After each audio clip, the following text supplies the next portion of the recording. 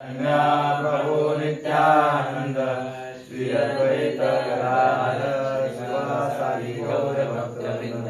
हरे कृष्णा कृष्णा कृष्णा हरे हरे, हरे राम राम राम हरे हरे। हरे कृष्णा। सर्वांचं हार्दिक स्वागत आहे। एवढ्या मोठ्या संख्येने सगळेजण भागवत क्लाससाठी उपस्थित झाले, तर सगळ्यांचं हार्दिक स्वागत आहे। आपल्या आजच्या सकाळच्या भागवत सत्रामध्ये तर या ठिकाणी भगवंतांच्या वेगवेगळ्या अवतारांचं वर्णन, अवतारी श्रीकृष्ण हे भगवंत कशा प्रकारे सगळ्या अवताराचे स्रोत आहेत या अध्यायामध्ये मांडण्यात आलेला आहे। या ठिकाणी जर आपण पाहिलं तर जे ब्रह्मदेवाचे 4 पुत्र होते, सनक, सनातन, सनंदन आणि सनत कुमार, तर या तात्पर्यामध्ये प्रभुपाद सांगतायत की त्यांनी ब्रह्म साक्षात्काराची पद्धत शिकवण्यासाठी ब्रह्मचर्याचे अतिशय कठोर आणि शिस्तबद्ध रीतीने पालन केले। तर या तात्पर्यामध्ये प्रभुपाद सांगतात की त्यांनी उदाहरण प्रस्थापित केलं की त्यांनी काय केलं, आधी प्रथम ब्राह्मणाची योग्यता त्यांनी सिद्ध केली, जन्माने नव्हे तर गुणाने देखील प्राप्त करावी आणि नंतर मग ब्रह्म साक्षात्काराच्या प्रक्रियेतून जावे। तर आपण मागच्या वेळेला चर्चा केली होती योगायोगाने की भगवत प्राप्तीसाठी आपल्याला ब्राह्मणाच्या स्तरावरती आधी यावं लागतं आणि त्यानंतर मग आपण शुद्ध भक्तीकडे वाटचाल करत असतो। तर मागच्या वेळेला पण आपण या श्लोकावर म्हणजे या संदर्भातच चर्चा केली होती, ब्राह्मण या विषयावरती। आणि आपण काय केलं होतं की मागच्या वेळेला एक गोष्ट पाहिली होती, मतंग नावाचे जे ब्राह्मण होते त्यांची आपण गोष्ट ऐकली होती की ते अनेक प्रयत्न करतात ब्राह्मण बनण्यासाठी, परंतु ते बनू शकत नाही। मग आपण पाहिलं होतं की एक जो ब्राह्मण आहे तोच ब्राह्मणत्व प्रदान करू शकतो, अशी आपण चर्चा केली होती। तर आपण जर पाहिलं की आपल्या वैदिक शास्त्रांमध्ये अनेक ठिकाणी असा उल्लेख येतो आणि त्या ठिकाणी ब्राह्मण जे त्यांना श्रेष्ठ मानलेलं आहे आणि भगवंतांना देखील काय म्हटलं जातं, नमो ब्राह्मण देवाय गो ब्राह्मणिताय जगदिताय कृष्णाय गोविंदाय नमो नमः। तर भगवान श्रीकृष्ण हे देखील काय, त्यांना देखील ब्राह्मण अतिशय प्रिय आहे। तर याच्या मागचं कारण काय की कशामुळे किंवा कुठल्या गुणांमुळे भगवंतांना प्रिय आहे, तर भगवद्गीतेमध्ये 18व्या अध्यायातील 42वा श्लोक येतो, त्याच्यामध्ये म्हटलंय शमः दमः तपो शौचम शांतिरार्जवमेव च ज्ञान विज्ञान आस्तिक्यम ब्रह्मकर्म स्वभावजम। या ठिकाणी ब्राह्मणांच्या गुणांचे वर्णन करण्यात आले। शमः म्हणजे काय की शांती म्हणजे मनाचं नियंत्रण, दम म्हणजे काय इंद्रिय निग्रह, इंद्रियांचे नियंत्रण, तप म्हणजे काय तपश्चर्या, शम दम तप शौचम, शौचम म्हणजे काय पवित्रता, शुद्धता मनाची आणि शरीराची, शम दम तप शौचम। शांती म्हणजे काय आत्मसंयम आणि आर्जव म्हणजे काय प्रामाणिकपणा, निष्कपटता, सरळता, तर प्रामाणिकपणा। ज्ञान, ज्ञान म्हणजे काय की भगवंताची मी कोण आहे, भगवंत कोण आहे, त्यांचा माझ्याशी काय संबंध आहे, माझा त्यांच्याशी काय संबंध आहे, तर ज्ञान। विज्ञान म्हणजे काय की प्रॅक्टिकली आपण जेव्हा जीवन जगतो म्हणजे व्यावहारिक बुद्धी, त्याला म्हटलंय विज्ञान। आस्तिक्य म्हणजे काय धर्माचे पालन करणे, धर्मामध्ये रुची ठेवणे। तर हे जे गुण आहेत ब्रह्मकर्म स्वभावजन, की हे गुण ब्राह्मणामध्ये स्वाभाविकरित्या दिसून येतात आणि त्याला आपण ब्राह्मण म्हणू शकतो। हे जे गुण ज्या व्यक्तीमध्ये आपल्याला दिसून येतील तर त्याला आपण ब्राह्मण म्हणू शकतो। तर आपल्या शास्त्रांमध्ये अशा अनेक उदाहरणे आहेत की जे आपल्याला दाखवतात की कशा प्रकारे आपण देखील हे गुण आपल्यामध्ये विकसित करू शकतो। कारण की जन्माने काय होतो, व्यक्ती जन्मना जायते शूद्रः संस्कारात भवेत् द्विजः। जेव्हा व्यक्ती कुठलाही जीव जेव्हा जन्माला येत असतो तर तो काय असतो, शूद्र असतो। पण जेव्हा तो संस्कार त्याच्यावरती घडतात, स्वतःमध्ये सद्गुण विकसित करतो आणि त्यावेळेला तो काय होतो द्विज स्तरावरती येत असतो.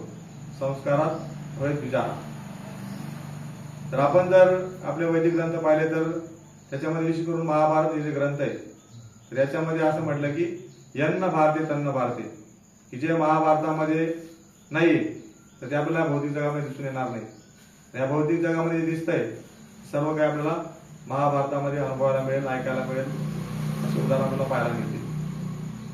तर असंच जेव्हा जे 5 पांडव होते वनवासामध्ये फिरत होते, त्यांना वनवास भेटलेला होता आणि ते वनवासामध्ये वेगवेगळ्या प्रकारचे दुःख भोगत होते आणि त्याचा शेवटचा कालावधी तो चालू होता, वनवासाचा शेवटचा टप्पा होता.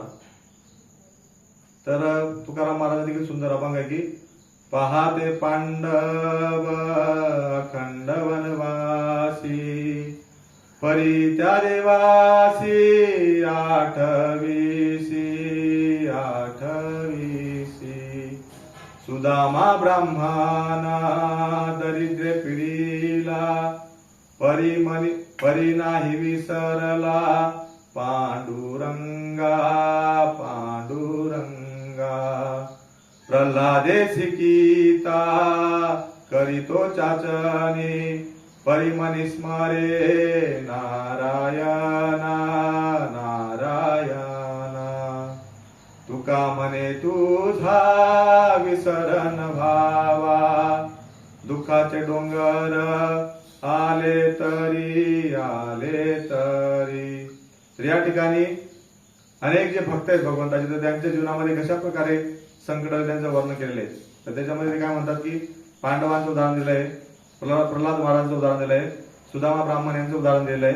नंतर तुकाराम महाराज सांगतात की माझ्या जीवनामध्ये असे किती प्रकारचे दुःखाचे डोंगर जरी आले तरी मला काय व्हायला पाहिजे, तुमचा विसर नको व्हायला पाहिजे.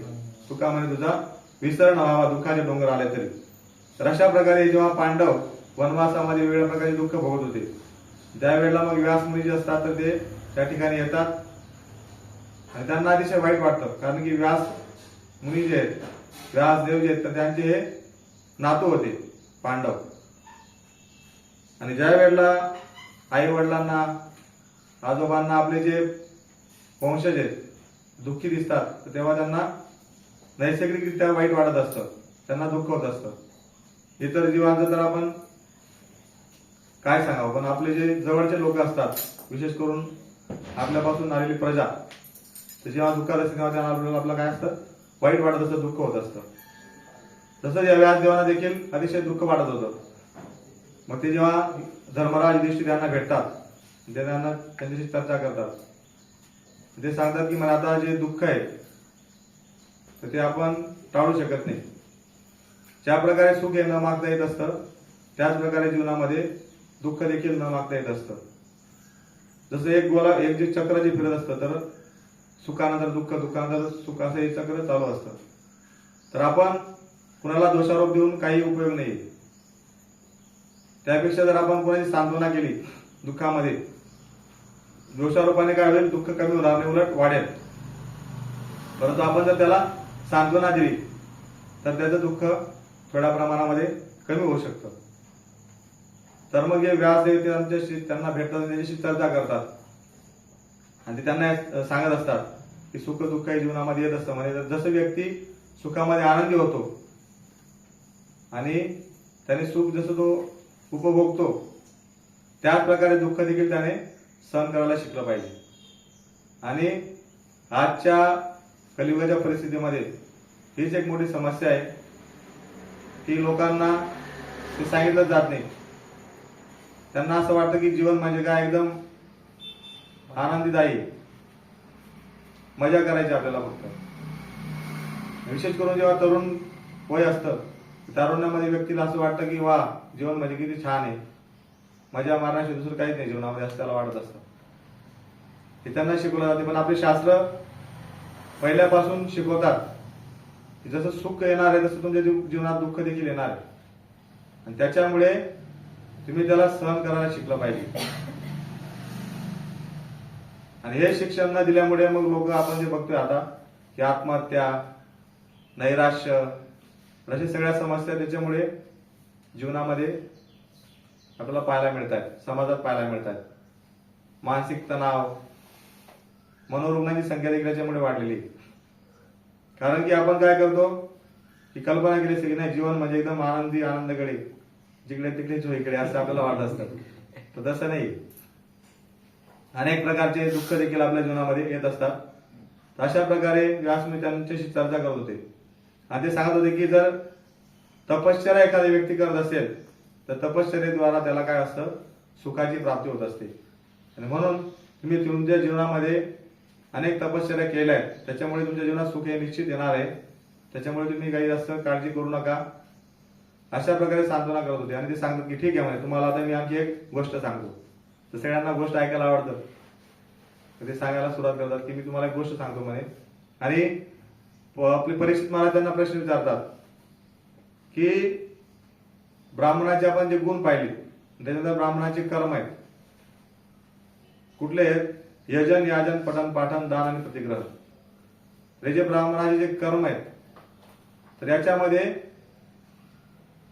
सगळ्यात कठीण कर्म कुठलं आहे किंवा सगळ्यात जास्त फल देणारं कर्म कुठलं आहे असं ते विचारतात त्यांना. मग तेव्हा त्यांना व्यासमुनी सांगतात की ठीक आहे म्हणे, तुम्हाला मी एक गोष्ट सांगतो.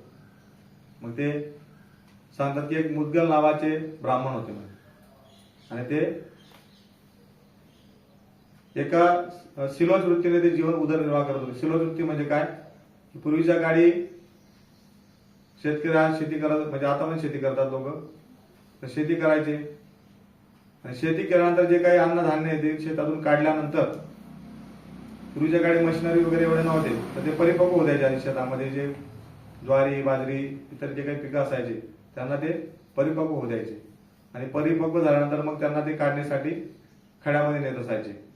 या प्रक्रियेमध्ये काय व्हायचं, ते पूर्ण पिकलेलं जे धान्य आहे, तयार झालेलं धान्य ते खाली गळून पडायचं. मग काही कंस खाली पडायचे, दाणे खाली पडायचे. तर सिलोच वृत्ती म्हणजे काय, की ते सगळं शेतकऱ्याने सगळं माल काढून नेल्यानंतर जे काही शेतामध्ये पडलं अन्नधान्य तर ते गोळा करणं, त्याला म्हणायचं सरा करायला. कुणी ऐकलंय का शब्द, सरा करायला जायचो, सरा करायला चला भाऊ. तर असे लोक तिथे जायचे, हे जे ब्राह्मण आहेत मग ते त्या शेतात जायचे आणि त्या ठिकाणाहून वेचायचे ते. तर असं ते वेचणी करत असताना 15 दिवसापर्यंत त्यांच्याकडे एक द्रोण धान्य जमा व्हायचं. कारण की ते असं हावरडासारखं देखील करायचे, म्हणजे त्याचा जो नियम आहे, जसा कपोतवृत्ती म्हणजे कबूतर जसा असतो तसा वेचून वेचून वेचून गोळा करतो किंवा आहार घेत असतो, त्या कपोतवृत्तीने ते जमा करायचे. आणि मग काय व्हायचं, ते प्रत्येक पर्व काळामध्ये त्या अन्नाने जे त्यांनी गोळा केलाय त्याच्याने यज्ञ ते करायचे. पर्व काळ म्हणजे काय, अमावस्या आणि पौर्णिमा दर 15 दिवसांनी येत असते, त्या पर्व काळामध्ये ते यज्ञ करायचे. आणि मग ते जेव्हा यज्ञ करायचे, त्यांच्या यज्ञामध्ये सगळे जे मोठमोठे देवता आहेत, इंद्र चंद्र वरुण, हे सगळे देवी देवता त्या ठिकाणी स्वतः यायचे आणि त्यांच्याकडून ते यज्ञाचा स्वीकार करायचे, यज्ञाचा भाग ते स्वीकार करायचे. नंतर मग त्या उत्सवामध्ये, त्या कार्यक्रमामध्ये, यज्ञामध्ये जे काही लोक ब्राह्मण येत असतील, जे कोणी लोक येत असतील, त्यांना देखील ते काय करायचे, अन्नदान करायचे. आणि हे सगळं झाल्यानंतर मग उरलेलं जे ते प्रसादाच्या रूपामध्ये ग्रहण करायचे. तर अशा प्रकारे त्यांचं ते जीवन यापन चालू होतं. तर याच्यामध्ये व्यासमुनी सांगत होते की व्यक्ती जो आहे, तर दान करणं सगळ्यात कठीण काय, कारण की व्यक्ती पैसे कमवण्यासाठी वेगवेगळ्या प्रकारचे कर्म करत असतो. तर असं त्या ठिकाणी म्हटलंय महाभारतामध्ये की व्यक्ती काय करतो, जंगलामध्ये जातो, समुद्रामध्ये उड्या मारतो, वेगवेगळ्या ठिकाणी अशा प्रकारे तो पैसे कमविण्यासाठी काय करत नाही, एवढंच काय करतो, दुसऱ्याकडे चाकरी नोकरी देखील करतो, असं त्या ठिकाणी म्हटलंय महाभारतात. तशा अनेक परिश्रमाने तो काय करतो, धन अर्जन करत असतो. आणि त्याने मेहनतीने कमवलेलं धन आहे तर त्याला ते द्यायला इच्छा होत नाही, त्याला आवडत नाही. कारण की तो हे कमवण्यासाठी आपले जे प्रेमीजन आहेत, पती पत्नी मुलं नातेवाईक, यांना सोडून तो जंगलामध्ये समुद्रामध्ये असे वेगवेगळ्या ठिकाणी भटकत असतो धन अर्जन करण्यासाठी. आणि आयुष्यभर आपण बघतो की अनेक लोकांच्या जीवनाचा उद्देशच ते काय, पैसे कमावणं. त्यांचा उद्देश दुसरं काहीच नाही. आणि त्यातल्या त्यात आणखी तर मेहनत करून किंवा कष्टाने कमवलेली जी संपत्ती, तर ती आपल्याला आणखी द्यायची इच्छा होत नाही, मुळीच होत नाही. आणि अशा प्रकारे कष्टाने कमवलेला पैसा आपण दान करणं, मग तेव्हा योग्य वेळ, काळ, पात्र, ब्राह्मण बघून तो व्यक्ती दान करतो. म्हणून हे सगळ्यात कठीण गोष्ट आहे. हे मुद्गल ब्राह्मण जे तर ते काय करायचे, असं कष्टाने कमवलेलं जे काही मिळायचं त्यांना. आणि याच्यामध्ये सर्वोच्च वृत्ती ब्राह्मणाची. ब्राह्मण दोन प्रकारे आपला उदरनिर्वाह करू शकतो. एक म्हणजे भिक्षा मागून, दुसरं आहे शिलोच वृत्ती, म्हणजे शेती केल्यानंतर शेतात जे पडलेलं अन्नधान्य ते गोळा करून तो त्याचा उदरनिर्वाह करायचे. दोन प्रक्रिया, दोन मार्ग आहेत ब्राह्मणाचे जीवन उदरनिर्वाहाचे. याच्यामध्ये सर्वोत्तम मार्ग हा म्हटलेला आहे. शिलोच पद्धतीने जो उदरनिर्वाह करतो त्याला सर्वोत्तम मार्ग म्हटलेला आहे. आणि तुकाराम महाराज त्यांच्या अभंगामध्ये म्हणतात की भिक्षा पात्र अवलंबने जडो जिने लाजिरवाने. आणि भिक्षा मागणं हा दुसरा मार्ग आहे. तर मग त्यांची ख्याती पूर्ण पसरलेली होती सगळीकडे. आणि मग दुर्वासा मुनी जे त्यांची इच्छा होती की चला म्हणे आता आपण यांच्याकडे, यांचं एवढं नाव झालंय तर आपण यांच्याकडे जाऊया. आणि मग दुर्वासा मुनी अतिशय विचित्र विदुर्भासात अवतार धारण करून त्यांच्याकडे जातात, मुंडन करून घेतात. रेग्युलर जसे राहतात तसे न राहता ते वेगळ्या रूपामध्ये त्यांच्याकडे जातात. आणि मग यांचे सगळे यज्ञ वगैरे झाल्यानंतर दुर्वासा मुनी प्रसादाला बसतात तिथे. आणि ते सांगतात की द्या म्हणे सगळं प्रसाद जे असेल ते आणखी द्या, आणखी द्या, असं करून ते पूर्ण प्रसाद संपवून टाकतात. आणि जे मुद्गल ब्राह्मण ते काय करायचे, 15 दिवसात एकदाच भोजन करायचे यज्ञ केल्यानंतर, दर 15 दिवसांनी. मग त्या 15 दिवसामध्ये त्यांनी पूर्ण त्यांचा उपवास होता, त्यांना काही खायला मिळालं नव्हतं. दुर्वासा मुनी आल्यामुळे काय केलं, यांनी सगळं संपवून टाकलं. आणि जे काही थोडंफार उरलं होतं, उष्ट म्हणतो आपण त्याला, ते देखील त्यांनी अंगाला चोपडून घेतलं. हा, आणि ते तिथून निघून गेले. आणखी पुढचे 15 दिवस जातात. पुन्हा दुर्वासा मुनी त्या ठिकाणी येतात आणि पुन्हा त्यांनी तीच प्रक्रिया केली. असं त्यांनी किती केलं, 6 वेळा त्यांनी केलं. 3 महिने ते जे ब्राह्मण होते तर ते अतिशय उपाशी होते. आणि मग 6व्या वेळी केल्यानंतर दुर्वासा मुनी त्यांच्यावरती प्रसन्न होता. त्यांचं वैशिष्ट्य काय होतं की त्यांनी प्रत्येक वेळा ज्या वेळाही ते यायचे, स्वतःचं भोजन झाल्यानंतर ते काय करायचे, उरलेलं आणखी त्याची नासाडी करायची. तर आपण जर पाहिलं तर किचन मध्ये जर काही थोडाफार प्रसाद उरला किंवा घरी आता माताजी असतात ते स्वयंपाक बनवतात, थोडंफार उरलं, सासू सासरे असतात ते आपल्याला बोलतात तुला अक्कल आहे का, किती करायचं काय, किती नासाडी करताय, पैसे कमवायला काय लागतं, अशा लगेच 4 गोष्टी ऐकाव्या लागतात. आणि मला देखील सवय की काही गोष्ट पडायला नको पाहिजे, कट टू कट व्हायला पाहिजे असं कारण की ते आई वडिलांपासून काही गुण धर्म येत असतात. आपण बघत असतो परिवारामध्ये, तर तेव्हा राग येत असतो फार. किचन मध्ये उरलं तर लगेच मामा कृष्णाप्रभूंना बोलतात, प्रभूजी नियोजन करा व्यवस्थित, लगेच आता आपण काय करू, कुपन देऊ, काउंट घेऊ, असे अनेक वेगवेगळ्या प्रकारचे आपण प्रयत्न करतो की जेणेकरून आपण जे अन्न बनवलेलं आहे, प्रसाद बनवतो, वाया जाऊ नये. तर ते वाईट नाही, योग्य आहे. तरी जे मुद्गल ब्राह्मण आहेत तर त्यांची वैशिष्ट्य काय होतं की ते दुर्वासा मुनी कसेही वागत होते तरी देखील ते त्यांना काही बोलत नव्हते. त्यांना आनंदही होत नव्हता, दुःखही होत नव्हतं. जे आपण ब्राह्मणाचे गुण पाहिले, शमो दमो तपशौचम, की कंट्रोल ऑफ माइंड म्हणजे मनावरती नियंत्रण आणि इंद्रियांचा निग्रह, नंतर द्वेषरहित, हे सगळे गुण त्यांच्यामध्ये असल्यामुळे त्यांना काही फरक पडत नव्हता.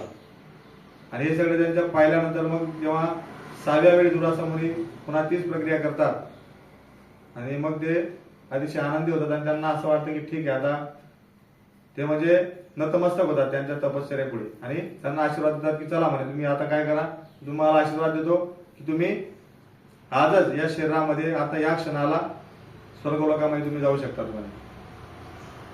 आणि त्यांनी आशीर्वाद दिल्यानंतर लगेच सुंदर असं हंसांनी झुकलेला एक रथ किंवा विमान त्या ठिकाणी येतं. त्याच्यामध्ये देवदूत बसलेला असतो. तो सांगतो ब्राह्मणाला की चला म्हणे आता मुद्गल ब्राह्मण तुम्हाला स्वर्गात नेऊ म्हणे आपण. आणि ते सांगतात की इथून सुमेरू पर्वत आहे जो सुवर्णाचा आहे त्या ठिकाणाहून 33,000 योजन अंतर कापल्यानंतर आपण काय करू, उच्च लोकांकडे प्रवास केल्यानंतर स्वर्ग लोकांमध्ये पोहोचणार आहोत. आणि त्याच्यावेळी पुढे आणखी मग ऋभू लोक आहे, ऋभव. तर त्या ठिकाणी ब्रह्माजींचा वास असतो आणि अनेक जे काही तपस्वी ब्राह्मण आहे त्या ठिकाणी ते राहत असतात. तुम्हाला त्या लोकांची प्राप्ती झाली म्हणजे तुमच्या या कर्मामुळे, या दान कर्मामुळे. मुद्गल ब्राह्मण सांग थांब म्हणे, 1 मिनिट थांबा, मला आधी 2 प्रश्नाचं उत्तर द्या म्हणे तुम्ही. पहिलं म्हणजे की स्वर्गामध्ये गेल्यानंतर तिथं कुठल्या गोष्टी आहेत, लोक एवढ्यासाठी लायलायत असतात, म्हणजे गुण कुठले आहेत स्वर्गाचे. आणि दुसरं म्हणजे तुला मी प्रामाणिकपणे सांगतो म्हणे की दोष देखील तुला सांगायचे त्या ठिकाणचे, मला फसवायचं नाही म्हणे. तसं ते मुद्गल ब्राह्मण त्या देवदूताला विचारतात. मग ऐकायचं का तुम्हाला स्वर्गामध्ये गुण काय काय?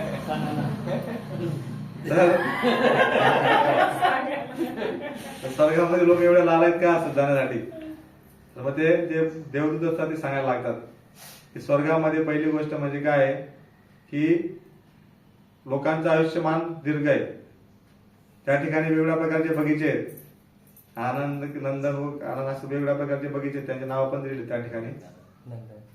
हा नंतर मग त्या ठिकाणी जे फुलं आहेत तर ते जसं आपल्या इथे फुलं सकाळी अर्पण केलं म्हणजे संध्याकाळी कोंबून जातात तसे त्या ठिकाणी कोंबजत नाही. त्यांना देखील दीर्घकाळ त्यांचं लाईफ आहे फुलांचं, त्या बगीचांचं सगळं. त्या ठिकाणी नेहमी काय म्हणतो त्याला आपण वातानुकूलित परिस्थिती असते. उष्णता गरम होत नाही, थंडीमध्ये थंडी वाजत नाही, तर असं त्यांचं क्लायमेट असतं. नंतर सगळ्यात लोकांची जी अपेक्षा असते भौतिक जगातल्या सगळ्यात सर्वोच्च सुख लोक मानतात. आणि आपण बघतो की इस्लाममध्ये देखील त्याचा जास्त लोक त्या लोकांना दिला असतो, 72 हुरे ते सांगतात ना. तसं त्या ठिकाणी अनेक प्रकारचे अप्सरा देखील आहेत. तर अशा प्रकारचे तुम्हाला त्या ठिकाणी भोग उपलब्ध आहेत स्वर्गामध्ये. तर हे सगळं ऐकल्यानंतर ते सांगतात ठीक आहे म्हणे, त्याच्यामध्ये दोष तुम्ही आता काय ते सांगा. आणि तिथं काय असतं मग कायम नृत्य गायन वादन चालू असतं, इंद्रदेव सभेमध्ये बसले असतात. अशा प्रकारचं एकदम वातावरण असतं आनंदी आणि फक्त आनंद. सगळ्यात एक महत्वाचं की त्या ठिकाणी घाम येत नाही, त्या ठिकाणी दुर्गंध नसतो. मलमूत्र आपण त्याग करतो त्याचा दुर्गंध येत नाही, घामाचा देखील वास येत नाही. अशा प्रकारचं स्वर्गाचं वातावरण असतं. मग ते म्हणतात ठीक आहे म्हणे, आता याचे दोष काय ते सांगा. मग ते जे देवदूत असतात ते सांगतात. पण याचा एक दोष असा आहे म्हणे की तुम्ही त्या ठिकाणी कर्म करू शकत नाही. तुम्ही जे काही कर्म पुण्य कर्म कमवलेत ते तुमचे फक्त त्या ठिकाणी खर्च होतील. तुम्ही पहिली गोष्ट म्हणजे त्या ठिकाणी कर्म करू शकत नाही. त्याच्यामुळे काय होतं की आपण एवढं मेहनत करून जे काही अर्जन केलंय, याचं उदाहरण आपण असं घेऊ शकतो की बँकेमध्ये आपण पैसे जमा केलेत, बँक बॅलन्स, आणि ते फक्त तिथं खर्च होत आहे, नवीन आपण पैसे कमवू शकत नाही. आणि त्याच्यामुळे काय होतं, असंतोष निर्माण होतो मनामध्ये. असंतोष म्हणजे असमाधान निर्माण होतं की वाईट वाटतं ना आपल्याला, आपले पैसे खर्च होत आहेत, वाया जात आहे, पुढे काय होईल, ते संपलं तर काय होईल. नंतर दुसरं म्हणजे ईर्ष्या द्वेष.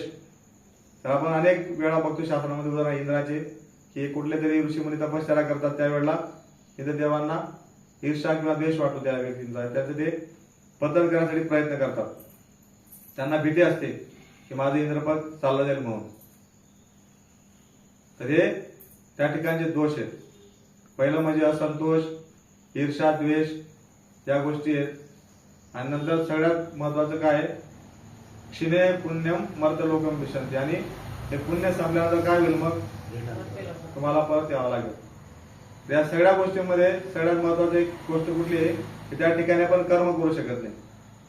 ते फक्त काय आहे, भोग करण्याचं ठिकाण.